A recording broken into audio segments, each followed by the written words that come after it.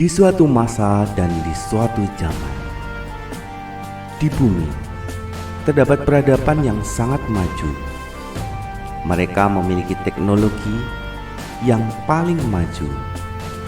Kemajuannya bahkan tidak dapat diikuti oleh dunia hingga saat ini. Mereka kini dikenal sebagai bangsa Atlantis. Jangan lupa like dan subscribe sebelum menonton video selengkapnya. Pada awalnya, bangsa Atlantis tinggal di sebuah benua yang sangat besar. Namun, dengan kemampuan mereka mampu menyatukan seluruh wilayah mereka menjadi satu budaya, satu sistem kepercayaan, satu bahasa, satu bangsa, dan satu pemerintahan, sehingga membuat seluruh rakyat mempunyai satu tujuan yang sama, yaitu meraih kemakmuran secara bersama-sama. Dalam ilmu pengetahuan, mereka juga menyelidiki di berbagai bidang ilmu pengetahuan dengan sangat detail. Mereka juga mempraktekkan seluruh ilmu yang mereka pelajari tersebut, serta saling melengkapi hingga mampu menjangkau pengetahuan-pengetahuan baru dengan sangat cepat. Hal inilah yang membuat bangsa tersebut berkembang dengan sangat luar biasa cepatnya dan menguasai dunia. Bangsa Atlantis juga dikenal mengembangkan sisi spiritual dengan sangat baik. Kepercayaan dari mereka tidak hanya berbatas dengan ritual atau hanya sebatas penjelasan, namun mereka mampu mendatangkan kuasa. Hal inilah yang juga membuat penduduk bangsa tersebut mempunyai ketenangan batin yang pada akhirnya mendorong pada kemajuan cara berpikir dengan luar biasa.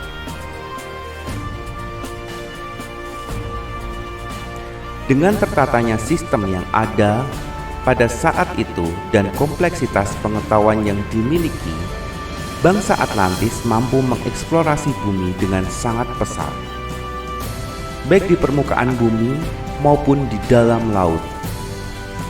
Dengan demikian, mereka mampu memanfaatkan hukum kekekalan energi sebagai sumber dari produk-produk yang mereka hasilkan.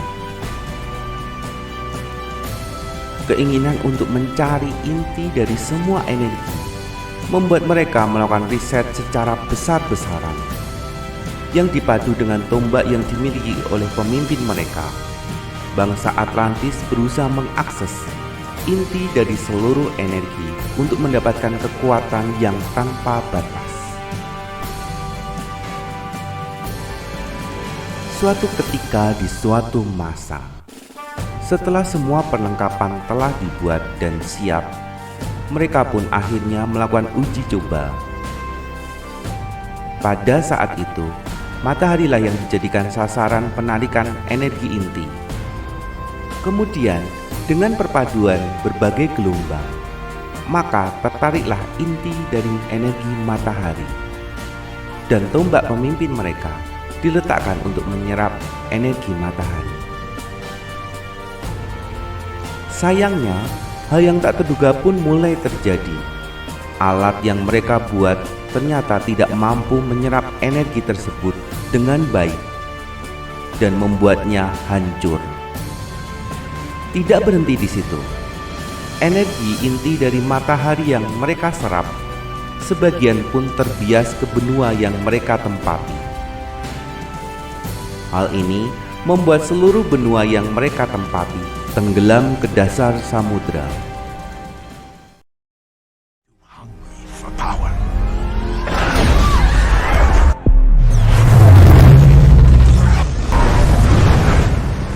The ocean swallowed us, and Atlantis sank.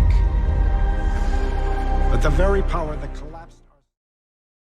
Namun dengan sistem perlindungan kota yang mereka miliki, dan dengan kemampuan batin yang dimiliki oleh bangsa tersebut, ditambah dengan teknologi yang mereka miliki, membuat mereka dapat bertahan di dalam samudra dan terkubur di dalam lautan.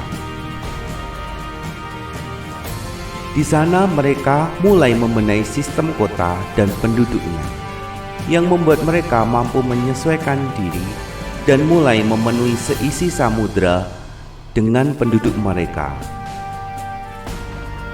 Karena penyesalan yang begitu besar dari pemimpin mereka, akhirnya mereka pun memutuskan untuk tetap berada di dasar samudra dan menjalani kehidupan di dasar samudra tanpa mengganggu makhluk yang ada di permukaan bumi.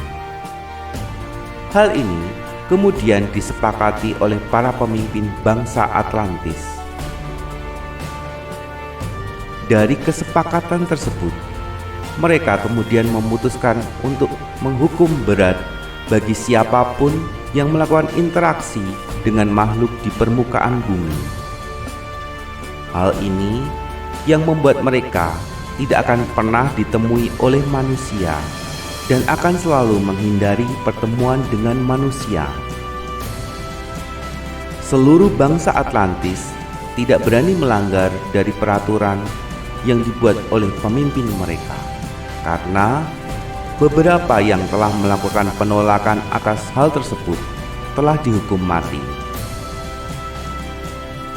Di lain sisi, di permukaan darat, manusia mulai berkembang dengan semakin cepat dan memenuhi seluruh daratan yang ada di permukaan. Perkembangan yang dahsyat dari manusia inilah membuat bangsa Atlantis menjadi memperketat hukum mereka. Bukan saja tidak boleh melakukan kontak dengan manusia, namun mereka juga tidak diperkenankan terlihat oleh manusia. Selain memutuskan untuk menempati perairan yang dalam supaya tidak terjadi saling bersinggungan dengan manusia, mereka pun juga selalu menghalangi eksplorasi yang dilakukan oleh manusia kepada wilayah yang mereka tempati, yang membuat manusia menjadi buta terhadap pengetahuan mengenai dasar laut. Dengan teknologi yang super canggih, mereka juga mampu menggerakkan binatang samudra untuk mengganggu manusia yang berusaha memasuki wilayah mereka, juga mengacaukan sistem navigasi maupun membuat seluruh teknologi yang dimiliki oleh manusia tidak dapat berfungsi saat mendekati wilayah mereka. Dengan semua teknologi yang mereka miliki inilah membuat bangsa Atlantis tidak mampu disentuh oleh manusia, dan semua eksplorasi kedalaman samudra akan selalu mengalami jalan buntu. Secanggih apapun perkembangan teknologi yang dimiliki oleh manusia, tidak akan mampu menjangkau mereka, karena peradaban mereka ribuan tahun telah melampaui peradaban manusia. Kemudian, akibat cara hidup yang berbeda, beberapa dari antara bangsa Atlantis mengadakan penyesuaian diri terhadap lingkungan. Mereka pun mulai berevolusi menjadi beberapa bentuk. Ada yang tetap menjadi makhluk Atlantis seperti manusia. Ada yang setengah dari tubuh mereka telah menjadi makhluk laut, dan ada yang sepenuhnya telah menjadi makhluk laut. Dari berbagai perubahan evolusi tersebut, yang kemudian kita kenali beberapa di antaranya sebagai putri duyung, yaitu makhluk dengan setengah tubuhnya adalah ikan dan setengahnya lagi merupakan manusia. Namun sekalinya mereka teramati oleh mata manusia maupun oleh kamera, mereka pun akan segera berlari dengan sekejap mata untuk menghindari hukuman dari pemimpin mereka. Karena bangsa Atlantis pun terus memantau semua komunikasi yang ada di dunia manusia, serta terus menjaga diri untuk tetap berada di dalam samudra yang paling dalam.